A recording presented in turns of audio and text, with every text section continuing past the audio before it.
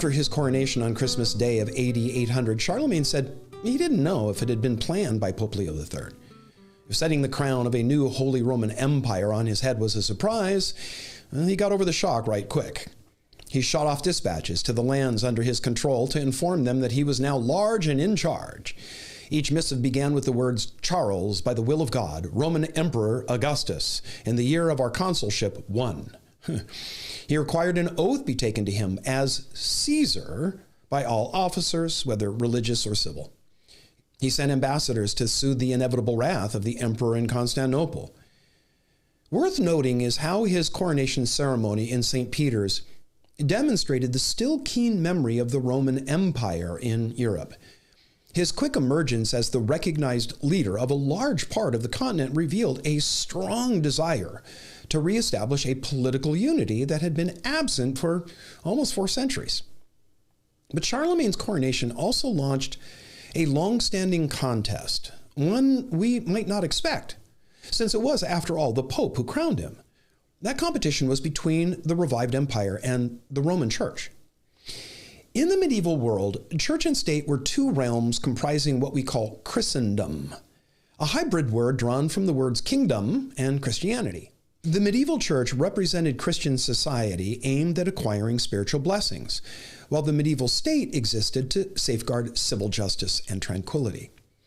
Under the medieval system, both church and state were supposed to exist side by side in a harmonious relationship, each focused on gaining the good of mankind, but in different spheres, the spiritual and the civil. In reality, it rarely worked that way. The Pope and the Emperor were usually contestants in a real-life Game of Thrones. The abiding question was, does the church rule the state or the state the church? This contest was played out on countless fields, large and small, throughout the Middle Ages. Charlemagne left no doubt about where sovereignty lay during his reign. He provided Europe a colossal father figure as the first Holy Roman Emperor. Everyone was answerable to him. To solve the problem of supervising local officials in his expansive realm, Charlemagne installed a policy creating the Missi Dominici, the king's envoys. These were pairs of officials, a bishop and a noble, who traveled the realm to check on local officials. Even the Pope was kept under a watchful imperial eye. Though Charlemagne occasionally used the title emperor in official documents, he usually declined it because it appeared to register his acceptance of what the Pope had done at his coronation. Charlemagne considered that dangerous, that the Pope was now in the position to make an emperor. The concern was the one who can make an emperor can unmake him. Charles thought that it ought to be the other way around. The emperors selected and sanctioned popes. In truth, what Pope Leo III did on Christmas Day of 800, when he placed that crown on Charlemagne's head, was just a final flourish of what was already a well-established fact. Charles was King of the Franks. The coronation was the cherry on the top of a sundae that had already been made by Charles the Great. Now, in our last episode, we saw a major objective of Charlemagne's vision was to make Europe an intellectual center. He launched a revival of learning in the arts referred to by historians as the Carolingian Renaissance. Charlemagne required monasteries to have a school for the education of boys in grammar, math, and singing. At his capital of Aachen, he built a school for the education of the royal court. The famous English scholar Alcuin headed the school and began the difficult task of reviving learning in the early Middle Ages by authoring the first textbooks in grammar, rhetoric, and logic. It was Charlemagne's emphasis on education that proved to be his enduring legacy. He sent agents far and wide to secure every work of the classical age that they could find. They returned to Aachen and the monastery schools where they were translated into Latin. That's why Latin became the language of scholarship in the ages to come. It was helped along by Charlemagne's insistence that a standard script be developed, called Carolingian minuscule. Now, scholars all across Western Europe could read the same materials because a consistent script was being used for the Latin letters. This became one of the most important elements in making the Renaissance possible. Few historians deny Charlemagne's massive impact on European history, and thereby the history of the modern world. The center of Western civilization shifted from the Mediterranean to Northern Europe. After 300 years of virtual chaos, Charles the Great restored a measure of law and order. His sponsorship of the intellectual arts laid a heritage of culture for future generations. And the imperial ideal that he revived persisted as a political force in Europe all the way up to 1806, when the Holy Roman Empire was terminated by another self-styled emperor named Napoleon Bonaparte. In reality, the peace of Charlemagne's rule was short-lived. His empire was just too vast, its nobility too powerful to be held together once his domineering personality was removed. Like Clovis before him, Charlemagne's successors were weak, and the empire disintegrated into a confusion of civil wars and new invasions. The Northmen began their incessant raiding forays, called going a Viking, and so we know them as the Vikings. They set sail from Scandinavia in their shallow-hulled longships, able to sail up rivers and deep inland, where they raided villages, towns, and any other unfortunate hamlet that they came on. These raids of the Vikings forced the native peoples to surrender, first their lands, then their persons to their counts, dukes, and other local lords, who began to multiply during this time in return for protection from those raiders.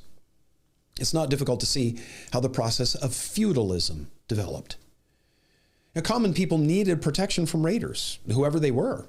But the king and his army, well, was a long way off. It would take weeks, months even, to send a message and then get help and reply. And in that time, the Vikings are here right now. You see? Yeah, that blonde, long-haired giant berserker with his two-headed battle axe about to crash through my door. What good is the king and his army in Aachen or Paris? What I need is someone near with enough men at his call, enough trained and armed soldiers, that is, who can turn away a longship's crew of 50 berserkers. How expensive is it to hire, train, outfit, and keep a group of soldiers? Well, figure 2 of them for every Viking. Who can field an army of 100 professional soldiers? Well, the nearest count is 20 minutes away, and he only has half a dozen hired men for protection. That count is a smart guy, and he realizes that he's the only one in the area to do what needs to be done. And so he goes to 25 of the area's farmers and he says, listen, I'll protect you, but to do that, I need to field an army of 100 men. That's very expensive to do. And so here's what I need in exchange for protection. You give me the title to your land, you live on it and continue to work it. You keep half the yield of all the farm produces, the rest is mine, and for that, I and my army will keep you safe. You know, when the choice is either yield to that count or face the longships on your own, there's really not much choice. And so feudalism, with its system of serfs, counts, barons, dukes, and earls began. Central to feudalism was the personal bond between lord and vassals. In the ceremony known as the Act of Homage, the vassal knelt before his lord and promised to be his man. In the oath of loyalty that followed, called fealty, the vassal swore on a Bible or a sacred object like a cross. Then, in the ritual of investiture, a spear, a glove, or a bit of straw was handed to the vassal to signify his control, but not ownership over his allotted piece of the lord's realm. The feudal contract between lord and vassal was sacred and binding on both parties. Breaking the tie was a major felony because it was the basic bond of medieval society. It was thought that to break the rules of feudal society was to imperil all of society, civilization itself. The lord was obliged to give his vassals protection and justice. Vassals not only worked the land for the lord, they also gave 40 days without pay each year to serve as militia in the event of all-out war. But only 40 days because the farmers needed to be home and work their fields, tend their herds. And for the most part, this system worked pretty well, as long as the lord treated his vassals well.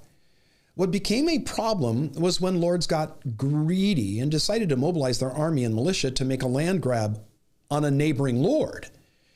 Ideally, feudalism was supposed to be for protection, not conquest. As the church was so much a part of medieval life, it couldn't escape being included in this feudal system. Since the Vikings were equal opportunity raiders, they had no qualms whatever about breaking into churches, convents, and monasteries, putting priests and monks to the sword, raping nuns, and absconding with church treasures. This meant the church turned to local lords for protection as well. Bishops and abbots also became vassals, receiving from the lord a specific region over which their authority lay. In return, they had to provide some service to the Lord. Monasteries produced different goods, which they paid as tribute, and priests were often made the special private clergy for the noble's family. This became a problem when loyalty to the Lord conflicted with a ruling from or a mission assigned by the church. Who were the abbots, priests, and bishops to obey? The duke who's 10 minutes from here? Or the pope who's weeks away in Rome? In the 10th and early 11th centuries, the popes were in no position to challenge anyone. The office fell into decay after becoming a prize sought by the Roman nobility. What made the later Middle Ages so complex was the massive intrigue that took place between nobles and church officials who learned how to play the feudal game. Society was governed by strict rules, but there were always ways to get around them. And when one couldn't get around them, if you had enough money or a big enough army, why bother with the rules when you can write your own or pay the rule interpreters to interpret them in your favor? We know how complex political maneuvering can be today. Compared to Europe of the High Middle Ages, we are infants in a nursery. Don't forget, it was that era and system that produced Machiavelli. Now, on a positive note, while there were indeed a few corrupt church officials who saw religious office as just another way to gain political power, most bishops, priests, and abbots sought influence to better the behavior of the feudal nobles, and so the vassals would be taken care of. In time, their work added Christian virtues to a code of knightly conduct that came to be called chivalry. Now, to be clear, chivalry ended up being more an ideal than a practice. A few knights and members of the nobility embraced the chivalric ideals, but others just took advantage of those who sought to live by them. Knights in shining armor riding off on dangerous quests to rescue fair maidens. Makes for fun stories, but it's not the way chivalry played out in history. It was an ideal that the church worked hard to instill in the increasingly brutal feudal age. Bishops tried to impose limitations on warfare. In the 11th century, they inaugurated a couple of initiatives called the Peace of God and the Truce of God. The Peace of God banned anyone who pillaged sacred places or refused to spare non-combatants from being able to participate at communion or receiving any of the other sacraments. The Truce of God set up periods of time when no fighting was allowed. For instance, no combat could be conducted from sunset Wednesday to sunrise Monday, and during other special seasons like Lent. Good ideas, but both rules were conveniently set aside when they were contrary to some knights' desires. During the 11th century, the controversy between church and state centered on the problem of what's called investiture. And this goes back now to something that had been in tension for centuries and was renewed in the crowning of Charlemagne. Now, it was supposed to be that bishops and abbots were appointed to their office by the church. Their spiritual authority was invested in them by a church official, of course. But because bishops and abbots had taken on certain feudal responsibilities, they were invested with civil authority by the local noble, sometimes even by the king himself. Well, problems arose when a king refused to invest a bishop because said bishop was more interested in the church's cause than the king's. He wanted someone more compliant to his agenda, while the church wanted leaders who would look out for her interests. It was a constant game of brinkmanship, in which whatever institution held most influence had the say in who led the churches and monasteries. In places like Germany, where the king was strong, bishops and abbots were his men. Where the church had greater influence, it was the bishops and abbots who dominated political affairs. But that was the controversy of the 11th century. The Church of the 10th could see the way things were headed in its affiliation with the throne and knew that it was not prepared to challenge kings and emperors. It needed to set its own house in order because things had slipped badly for a couple hundred years. Moral corruption had infected large portions of the clergy, and learning had sunk to a low. Many of the clergy were illiterate and marked by grave superstitions. It was time for renewal and reform. This was led by the Benedictine Order of Cluny, founded in 910. From their original monastery in eastern France, the Benedictines exerted a powerful impulse of reform within the feudal church. The Cluniac program began as a monastic reform movement, but it spread to the entire European church. It enforced the celibacy of priests and abolished the purchase of church offices, a corrupt practice known as simony. The goal of the Cluniac reforms was to free the church from secular control and return it to the Pope's authority. Nearly 300 monasteries were freed from control by the nobles, and in 1059 the papacy itself was delivered from secular interference. This came about by the creation of the College of Cardinals, which from then on selected the Pope. The man who led the much-needed reform of the papacy was an archdeacon named Hildebrand. He was elected Pope in 1073 and given the title Gregory VII. He claimed more power for the papal office than had been known before and worked for the creation of a Christian empire under the Pope's control. Rather than equality between church and state, Gregory said that spiritual power was supreme and therefore trumped the temporal power of nobles and kings. In 1075, he banned investiture by civil officials and threatened to excommunicate anyone who performed it, as well as any clergy who submitted to it. This was a virtual declaration of war on Europe's rulers, since most of them were practicing investiture. The climax to the struggle between Pope Gregory and Europe's nobility took place in his clash with the Emperor Henry IV. The Pope accused Henry of simony in appointing his own choice to be Archbishop of Milan. Gregory summoned Henry to Rome to explain his conduct. Now, Henry refused to go, but convened a synod of German bishops in 1076 that declared Gregory a usurper and unfit to be pope. The synod declared, quote, "Wherefore, henceforth we renounce, now and for the future, all obedience to you," unquote. In retaliation, Gregory excommunicated Henry and deposed him, absolving his subjects from their oaths of allegiance. Now remember how sacred and firm those feudal oaths between lord and vassal were. The Pope, who was supposed to be God's representative on earth, sent a message to all of Henry's subjects saying not only was Henry booted out of the church and so destined to the eternal flames of hell, he was no longer king or emperor. Their bonds to him were dissolved. Furthermore, to continue to give allegiance to Henry was to defy the Pope, who opens and closes the doors to heaven. Do you really want to do that? Can you see where all of this is going? Henry may have an army, but that army has to eat. And if the peasants and serfs won't work, well, the army will fall apart. Henry was convinced by the German nobles who revolted against him to make peace with Pope Gregory. He appeared before the Pope in January of 1077. Dressed as a penitent, the emperor stood barefoot in the snow for 3 days and begged forgiveness until, in Gregory's words, quote, "We loosed the chain of the anathema and at length received him into the lap of the Holy Mother Church," unquote. This dramatic humiliation of an emperor did not forever end the contest between the throne and the popes. But the church made progress toward freeing itself from interference by nobles. The problem of investiture was settled in 1122 by a compromise known as the Concordat of Worms. The church kept the right to appoint the holder of a church office, and then the nobles would endorse him. The popes who followed Gregory added little to the authority of the papacy.